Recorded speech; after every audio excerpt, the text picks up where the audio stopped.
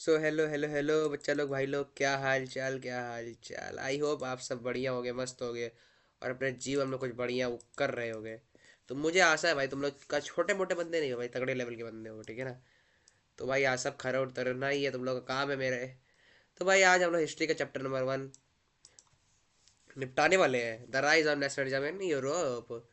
जो कि मैं आपका टीचर विराट भैया और वाटर भैया, जो बोलना है बोल सकते हो भाई, मेरे को दोनों मेरा नाम ही है, ठीक है ना। तो भाई आपसे बात बताओ, पहले पहले जो मैंने 50 टॉप क्वेश्चन वाली वीडियो डाली थी, उसको कौन कौन देखा है भाई, वो लोग एक बार कमेंट में अपनी अटेंडेंस लगा देना। मैंने देखी लिख के कमेंट कर दो, ठीक है, तुरंत करो पहले।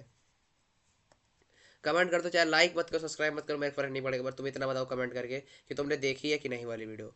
चलो ठीक है, आई होप आप लोग कर दिए होगे। तो चलते हैं आगे। Topic to be covered whole chapter, सीधी बात, नो बकवास, पूरे चैप्टर खत्म करना है जल्दी से जल्दी। What is nationalism. भाई नेशनलिज्म से पहले आप लोग क्या समझते हो ये बताओ। मैं समझा दूँ, मेरे को क्या है, मैं चैप्टर बहुत अच्छे से पढ़ा हुआ, तो मैं भाई पढ़ा भी हूँ, पढ़ाया भी बहुत लोगों को हूँ। तो भाई मैं समझा तो दूंगा, बट आप लोगों के लिए पहले, आप लोग पहली भाई चैप्टर पढ़ रहे हो और हिस्ट्री का पहला चैप्टर मुझे ढंग से पहले करना चाहिए था। इससे आपके पास और टाइम रहता है समझने का, बट मैं इसको लास्ट में रखता हूँ क्योंकि बहुत लेंदी चैप्टर होते हैं ये सब है। और इसका वन शॉट बनाने में मुझे भी टाइम लगता है, ठीक है ना। तो पहले आज नेशनलिज्म के बारे में आप लोग थोड़ा बहुत सोच, खुद से दिमाग लगाइए नेशनलिज्म क्या होता है। जैसे पहले आप वहाँ पे यूरोप की बात चलेगी इसमें सब पूरे चैप्टर में, बट आप पहले इंडिया के नेशनलिज्म के बारे में थोड़ा सोचिएगा। देखो नेशनलिज्म क्या होती है, strong feeling of love, loyalty and pride towards one nation. मतलब आपके दिल में अपने कंट्री के लिए प्यार होगा, लॉयल होंगे उनके लिए, लॉयल तो भाई आरसीबी फैन के जैसे। प्राइड मतलब गर्व होगा उसके ऊपर, और अपने नेशन के लिए, जैसे हम, मैं इंडिया के लिए बहुत प्राउड फील करता हूँ कि मैं इस कंट्री में रहता हूँ, ठीक है ना, इसलिए। तो देखो ये है भाई, आप समझ गए हो, आई होप थोड़ा समझाने की ट्राई करोगे, तो भाई जो जो समझना ट्राई कर रहे हो समझ गए होंगे। Emerge the power force in 19th century in Europe. मतलब बहुत सारी पावर फोर्स आई 19th century में यूरोप में, ठीक है। और leader revolutions, cultural movement saved it's rise. मतलब जो लीडर्स थे, रिवोल्यूशंस था, कल्चरल मूवमेंट्स कर रहे थे ये सब लोग, तो वो बहुत तेजी से राइज किया और led to the creation of modern nation states. मतलब इसका इफेक्ट क्या पड़ा है कि वो हम लोग मॉडर्न नेशन बना, और मॉडर्न नेशन बना, और फिर उसका स्टेट्स बहुत सारे बनाए गए, ठीक है ना, यही था प्री नेशनलिज्म इन यूरोप। भाई मतलब जब नेशनलिज्म नहीं आया था क्या था पहले। देखो यूरोप में बिफोर नेशनलिज्म भाई रूल्ड करते थे मोनार्की, किंग लोग रूल करते थे, और मल्टीपल नेशन एम्पायर्स था, जैसे वो ऑस्ट्रियन हो गया एम्पायर और ऑटोमन एम्पायर, इन दोनों बीच बहुत तगड़ी कट्टर लड़ाई चली थी भाई, आगे चलो बताऊंगा, ठीक है ना। और no common identity among the people, मतलब किसी के अंदर वो था ही नहीं, देवर वो कॉमनटी नहीं थी, मतलब ये कल्चर से मेरे नहीं जुड़े हुए, ये ऐसे नहीं है, ठीक है ना। और पीपल पर राइट्स ही नहीं थे, common people had no rights, ठीक है ना, ये थे पॉलिटिकल राइट्स की बात हो रही है। फिर फ्रेंच रेवोल्यूशन आया, ये टर्न पॉइंट, बोला ये पॉइंट हो गया, टर्न पॉइंट बना, ठीक है ना। अब इससे क्या हुआ कि make the birth of nation in Europe, मतलब नेशनलिज्म का बर्थ हो गया। फिर वो एब्सोल्यूट मोनार्की इंट्रोड्यूस, वो हटा एंड हो गया, और डेमोक्रेसी इंट्रोड्यूस हुआ, ठीक है ना। और जब इंट्रोड्यूस आइडिया क्या क्या हुआ, liberty, equality before the law, fraternity. Fraternity भाई आप लोग देखो, इसलिए इसको वो इंपॉर्टेंट में लिख के लाया था, मतलब देखो कोई जल्दी नहीं लिख के लाता, बट मैं तुम्हारा भैया, ठीक है, इसलिए लिख के लाया हूँ। ब्रदरहुड भाई, दो भाईचारा, भाईचारा समझ रहे हो ना, भाईचारा।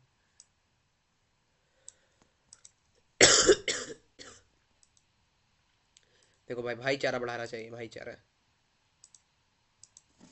और देखो ये पूरे देश में पूरा मतलब वो यूरोप तो भाई पूरा वो है ना, शायद हाई कंट्री टाइप का कुछ होगा, उसमें पूरा फैल गया, समझ लो पूरे जहाँ जितनी लैंड यूरोप की थी उसमें पूरा ये आइडिया स्प्रेड हो गया, ठीक है ना, तीनों।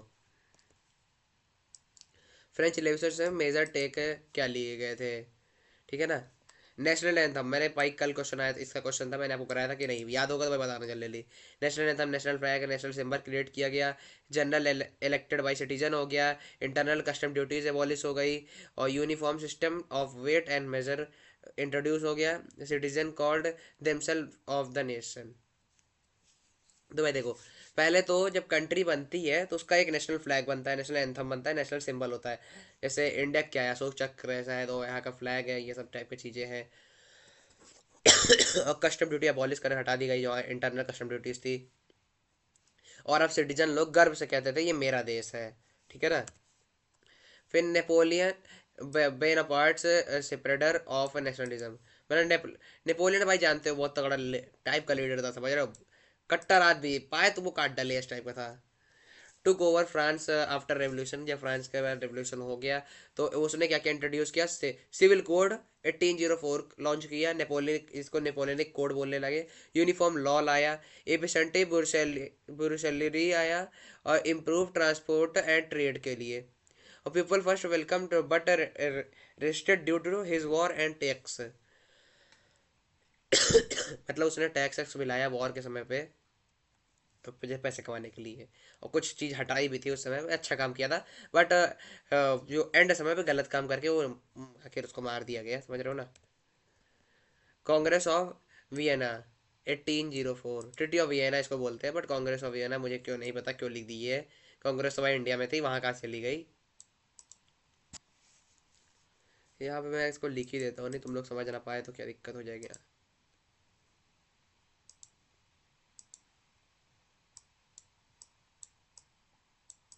EAT, treaty of VIENNA, treaty of Vienna, ठीक है ना, ट्रिटी ऑफ वियना है, समझ जाना भाई तो।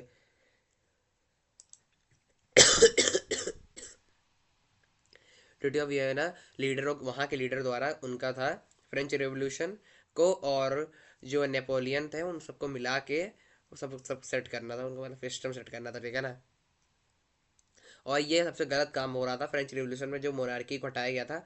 और इसके अंदर क्या था कि मोनार्की को फिर ले आना चाह रहे थे वो, ठीक है ना। Restore monarchy, maintain balance of power, मतलब फिर से पावर अपने हाथों में लेकर के, जो जनता के हाथ में पावर चली गई थी उसको लेकर के अपने हाथ में। और कंजर्वेटिव्स डोमिनेट करते, led to the Metternich of Austria, ठीक है ना।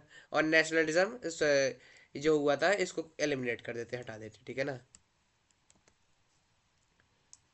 लिबर्टी इन यूरोप, पहले समझो लिबर्टी क्या होता है। लिबर्टी बराबर फ्री, इक्वल टू फ्री होता है, ठीक है। फ्रीडम फॉर इंडिविजुअल, डिमांड्स क्या थी इसकी, end of autocracy, constitutional government, basic right, speech, press equality, support free market, no trade barrier, ठीक है ना। ये चीज़ बढ़िया होती है। और ये क्वेश्चन भाई इंपॉर्टेंट है, आता रहता है, ठीक है ना। ठीक है ना, इंपॉर्टेंट क्वेश्चन है। Conservation of, conservation in Europe, okay. Favoured monarchy and old politician orders, ठीक है ना। अपोज लिबरल आइडिया, ठीक है ना। सपोर्ट बाय रूलिंग क्लासेस, ठीक है ना। Often used military to crush nationalist revolts, मतलब इसमें क्या था, कंजर्वेशन के लिए वो लोग वो कंजर्वेट कर रहे थे, किस चीज़ के लिए, मोनार्की को लाने के लिए। और ओल्ड पॉलिटिशियन जो थे, पॉलिटिशियन ऑर्डर्स था उसको अपोज क्या करें, लिबर्टी को, लिबरल रिबलर आइडिया को, ठीक है ना। और वो सपोर्ट कैसे करते हैं, रूलिंग क्लास को, ठीक है ना। और उन्होंने अपनी मिलिट्री पावर किस चीज़ में यूज कर ली, जो उनके खिलाफ बोलते थे उनको दबाने के लिए, ठीक है ना, ये काम करें। रेवोल्यूशन ऑफ 1830, देखो सीधी बात है, इनकी डिमांड्स क्या क्या थी, लिबरल लाने के लिए, और नेशनल डिमांड्स थी इनके स्पार्क की। फ्रेंच की, फ्रेंच में मोनार्की ओवरथ्रोन अगेन, बेल्जियम में गेंड इंडिपेंडेंस फॉर नीदरलैंड। 1830 के बाद क्या कहते हैं, बेल्जियम को, जो बेल्जियम कंट्री अब पड़े हो गए पावर शेयरिंग में, उससे आपको इंडिपेंडेंस मिली थी, नीदरलैंड के अंदर था पहले, उसको बाद में उसको आज़ादी मिलने से वो बेल्जियम बाहर चला गया, ठीक है ना। और पोलैंड एंड इटली रिवोल्ट करे और सपोज सरप्राइज हो गए, सप्रेस्ड हो गए, ठीक है ना, समझ रहे हो। 1848 में क्या हुआ फिर, largest revolutionary waves in Europe चली। वर्कर डिमांड क्या कर रहे थे, better living condition, of vote right. Middle class क्या डिमांड करे, कॉन्स्टिट्यूशनल गवर्नमेंट और national unification. Women active participation क्या करे, बट डिनाइड वोटिंग राइट्स। भाई ये बात है, सीधी सीधी बात बताता हूँ तुमको, अगर ये क्वेश्चन तुम एकदम अच्छे से पढ़ के जाओगे ना, मैं तुमको गारंटी देता हूँ, एक बंदा तेरा नंबर काट लिया, तो भाई सब बता रहा हूँ, ये क्वेश्चन आता ही आता है। अगर इसमें तुमको नहीं मिल रहा है, समझ रहे हो, VSM मिल जाएगा तुमको। और वीएसए जानते हो कितना जरूरी होता है। और ये पता है, ये टॉपिक तो था ही था, ये 3 बार आया वो बोर्ड का फेवरेट सवाल है ये। सेम टू सेम रट के जाओ, पूरा 5 नंबर क्वेश्चन आएगा तुम्हारे पे। यूनिफिकेशन ऑफ जर्मनी मैंने बताया था ना, यूनिफिकेशन ऑफ इटली और जर्मनी में पढ़ाने वाला था, यही पढ़ो चलो। Before 1871 Germany was a group of 39 states, मतलब जर्मनी का जो था 1871 के पहले 39 स्टेट्स का था। फिर प्रशिया टूड टुक द लेड यूनिफिकेशन, मतलब प्रशिया अपना यूनिफिकेशन कर ली। की पॉइंट की फिगर क्या था इसका, ऑटोम ऑटोमन बिस्मार्क था इसके अंदर। यूज्ड डिप्लोमेसी एंड वॉर्स, बहुत ज़्यादा इन्होंने लड़ी। 1871 में officially unified in place of Versailles.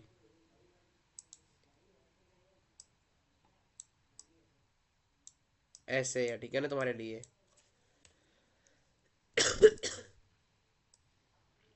Italy 7 states के मिलकर बना था। इसके की लीडर्स कौन थे, गुसिप मजीनी थे, काउंट वेरियस थे, ग्यूसिप गरीबल्डी थे, ठीक है ना। और 1861 में ये अंडर, ठीक है ना, united under King Victoria Emmanuel second के अंदर ये आज़ाद हो गया था, ठीक है ना। अब मैं इतना समझ पता डिटेल में क्यों नहीं पढ़ा रहा हूँ, क्योंकि भाई मेरी दिक्कत नहीं है, मैं डिटेल में पढ़ा दूंगा, बट तुम लोग को इतना टाइम नहीं डिटेल में पढ़ने का। डिटेल में पढ़ना तो भाई मैं फिर बताना, फिर लाया जाए आपके लिए एल एस से। अब लाने के बाद समझ रहे हो, वन शॉट लाऊं 4-5 घंटे का, तुम उसमें पढ़ो पूरा चैप्टर। इसमें क्या है, तुमको की पॉइंट से यही सब रट के जाओगे, पेपर में पास हो जाओगे, ठीक है ना, ये है। Britain a nation country, Britain भाई सीधे सबसे कट्टर कंट्री है, इसमें भी पहले भी था, ठीक है ना। Unlike Europe Britain becomes a national state gradually. English dominate करता था स्कॉटलैंड वेव्स एंड आयरलैंड, ठीक है ना। Act like act of union 1817 1807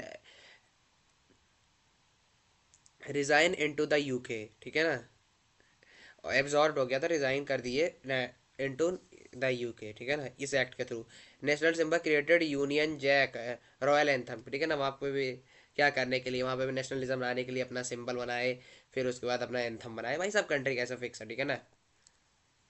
cultural and nationalism, कहीं पे भी लाना है तो ये पॉइंट याद रखो, ये एल एस ए में आता है, ठीक है ना, L S A plus M C Q. अगर इसको तुम पढ़े रहोगे तो वो कभी दिक्कत नहीं आएगी फ्यूचर में, ठीक है ना। देखो, जो कल्चरल एंड नेशनलिज्म को प्रमोट करने वाले होते हैं, उसमें मेजर रोल पहले कल्चर में क्या, फोक सॉन्ग, फ्लोक टेल्स और पोएट्री और आर्ट, और ठीक है ना, help created shared identities. Germany philosopher John Gottfried Herder promote Volksgeist national spirit, ठीक है ना, ये करे थे, ठीक है, इन्होंने फैलाया, जिससे भाई नेशनलिज्म और कल्चरल प्रोग्राम्स के थ्रू वहाँ पे नेशनलिज्म डेवलप हो गया, ठीक है ना। Nation as a female, women women, देखो nation personified as a women, example Germania and Marianne. देखो जर्मनी और फ्रांस के अंदर था represented courage and liberty and strength के थ्रू, ठीक है ना। देखो ये अलग क्वेश्चन, देखो मैं, ये क्वेश्चन है, ठीक है, तुम लोग के लिए, इसको तुम्हें खुद से समझना है,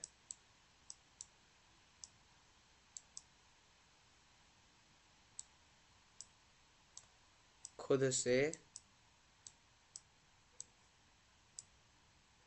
समझो,